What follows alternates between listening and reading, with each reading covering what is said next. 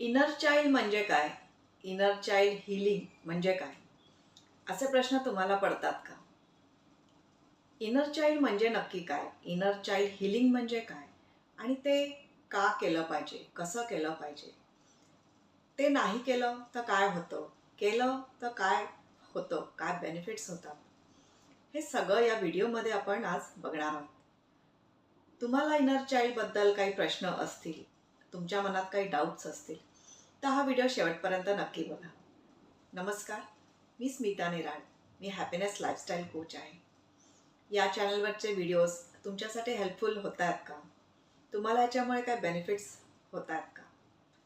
तुम्हाला काही रिझल्ट्स मिळतात का?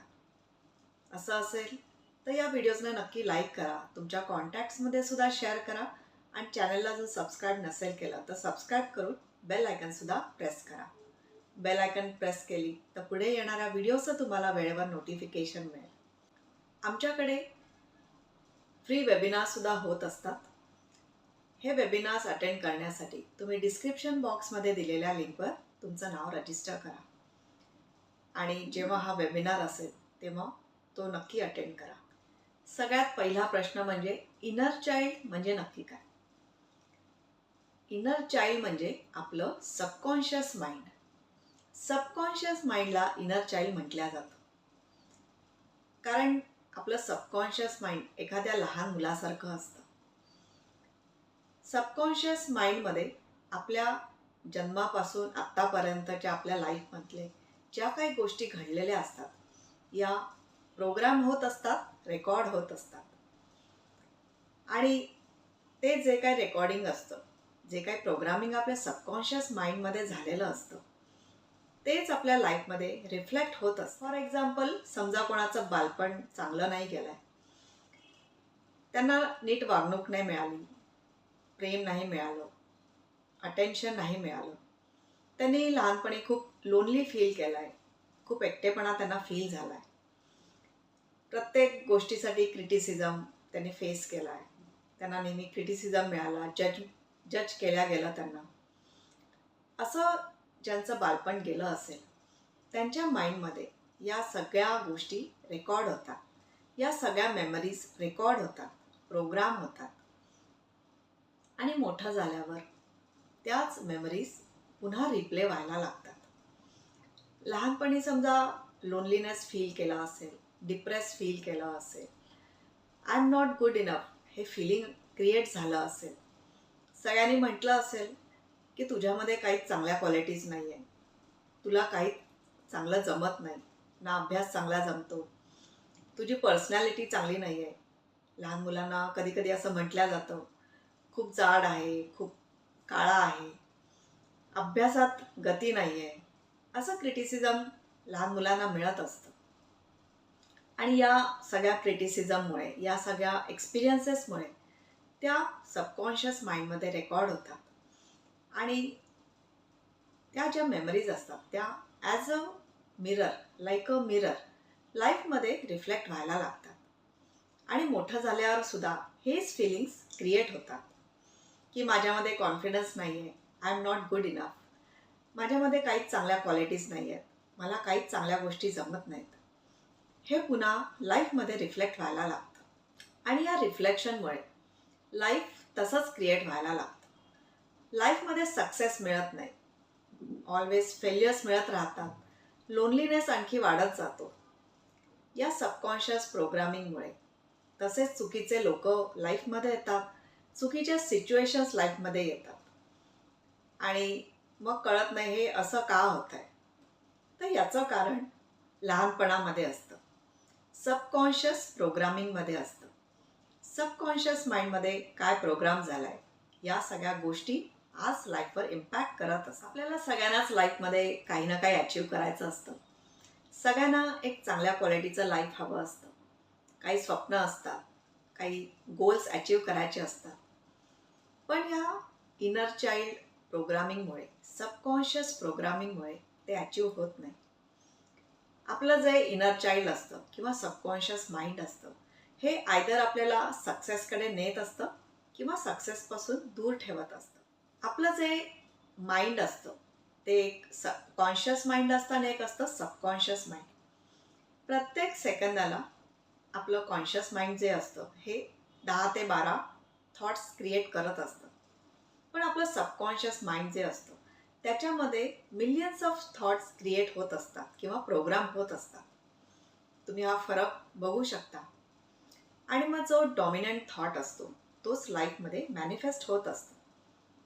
म्हणजे लहानपणापासून जे काही मेमरीज असतील, जो काही एक्सपिरियन्स असेल, त्याप्रमाणे समजा डॉमिनंट थॉट असा क्रिएट झाला असेल की I am not good enough, तर तेच पुन्हा लाईफमध्ये मॅनिफेस्ट होतं.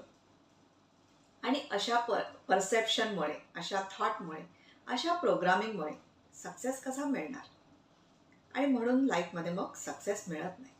आपल्या सबकॉन्शियस माइंडचा म्हणजेच आपल्या इनर चाइल्डचा असा आपल्या लाईफमध्ये रोल असतो.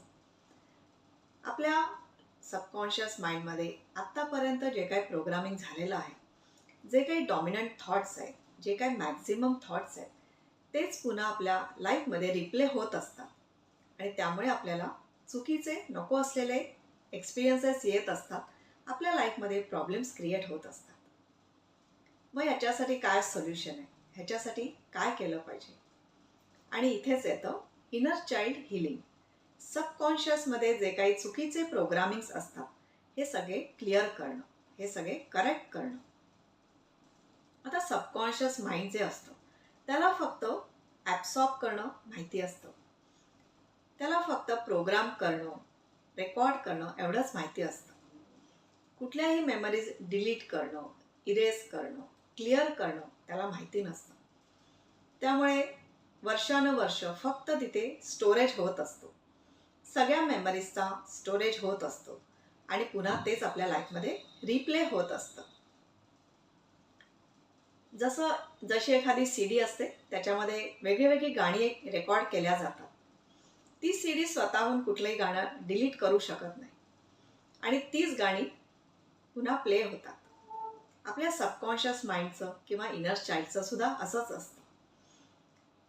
त्याला डिलीट करणं, इरेज करणं, नको असलेल्या चुकीच्या मेमरीज इरेज करणं माहिती नाही, त्याला येत नाही ते. आणि ते काम आपलं असतं. ती जबाबदारी आता आपली असते. आपल्या सबकॉन्शियस माइंडमध्ये काय चुकीच्या मेमरीज आहेत त्या ओळखून त्या आपण तिथून इरेज करायच्या असतात, डिलीट करायच्या असतात. आणि त्या जेव्हा सबकॉन्शियस माइंडमधून इरेज होतात, डिलीट होतात, मग त्या आपल्या लाईफमध्ये रिप्ले होत नाहीत. तर याच्यासाठी एक खूपच पॉवरफुल टेक्निक आहे लॉ ऑफ अट्रॅक्शनमध्ये आणि त्याचं नाव आहे होपोनोपोनो. होपोनोपोनो ही एक क्लिअरिंग प्रेयर आहे. होपोनोपोनो या शब्दाचा अर्थच आहे to clear, to clean, to rectify. आणि जेव्हा ही प्रेयर चॅन्ट केल्या जाते तेव्हा सबकॉन्शियस माइंडमधल्या या नको असलेल्या जुन्या मेमरीज, चुकीच्या मेमरीज, ज्याचा आपल्याला काही काम नाही आहे, ज्याचा आपल्याला काहीच उपयोग नाही आहे, उपयोग जाऊ दे, त्याच्यामुळे आपल्याला प्रॉब्लेम्सच होत आहेत, या सगळ्या मेमरीज डिलीट होतात, इरेज होतात, क्लिअर होतात. आणि त्या क्लिअर झाल्या की मग त्या आपल्या लाईफमध्ये पुन्हा प्ले होत नाहीत. तर याच्यासाठी होपोनोपोनो प्रेयर रेग्युलरली चॅन्ट केली पाहिजे. होपोनोपोनो प्रेयर म्हणजे I am sorry, please forgive me, thank you, I love you. हे 4 स्टेटमेंट्स म्हणजे होपोनोपोनो प्रेयरचा एक राऊंड होत असतो आणि अशा मल्टिपल राऊंड्स आपल्याला चॅन्ट करायचे असतात.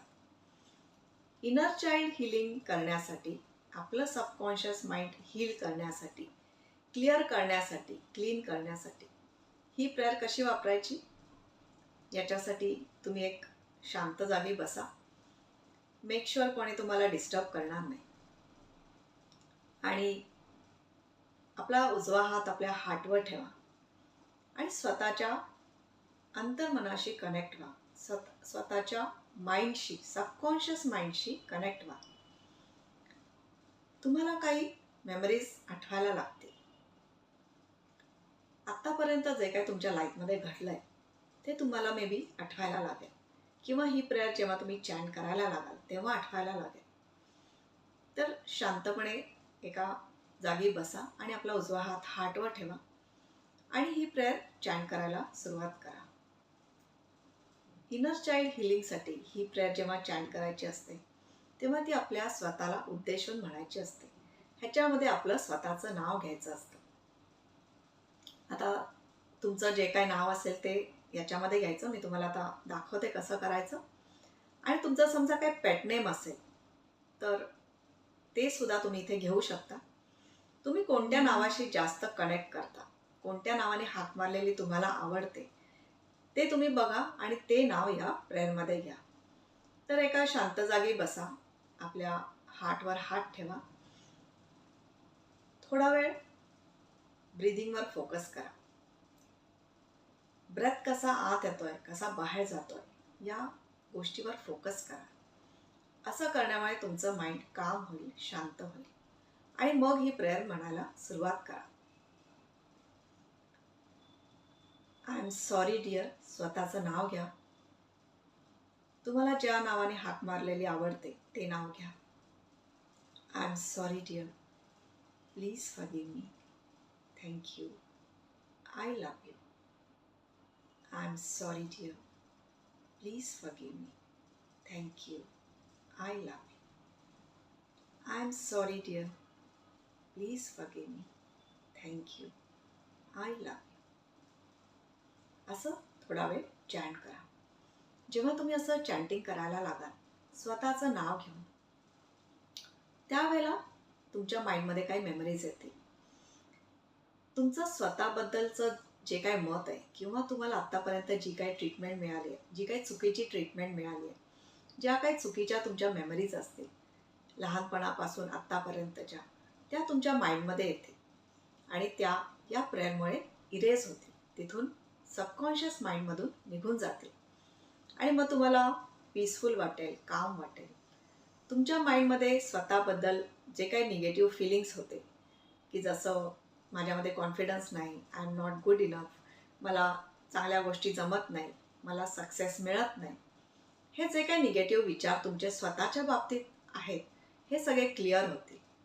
तुम्ही पॉझिटिव्ह व्हाल आणि मग तुम्हाला पॉझिटिव्ह रिझल्ट्स मिळायला लागतील. तर अशा प्रकारे तुम्ही स्वतःचं नाव घेऊन ही होपोनोपोनो प्रेयर रोज चॅन्ट करा. याच्यामुळे तुमच्या माइंडमधली स्वतःबद्दलची निगेटिव्हिटी क्लिअर होईल, तुमचं इनर चाइल्ड हील होईल, तुमचं सबकॉन्शियस माइंड क्लिअर होईल आणि याच्यामधून तुम्हाला बेनिफिट्सच मिळतील.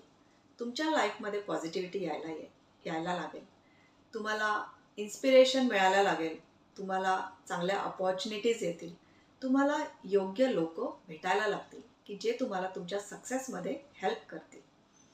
तर असे तुम्हाला चेंजेस याच्यामध्ये बघायला मिळतील.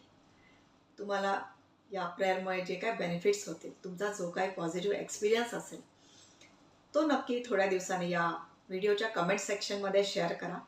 त्याच्यामुळे बाकीच्यांना सुद्धा इन्स्पिरेशन मिळेल, त्यांना सुद्धा ही प्रेयर वापरण्यासाठी प्रोत्साहन मिळेल. आय होप इनर चाइल्ड म्हणजे काय आणि इनर चाइल्डमध्ये जे काय प्रोग्रामिंग असतं त्याचा आपल्या लाईफवर कसा परिणाम होतो, इनर चाइल्ड हिलिंग म्हणजे काय, ते का केलं पाहिजे, कसं केलं पाहिजे, या सगळ्या तुमच्या प्रश्नांची उत्तरं तुम्हाला मिळाली असतील.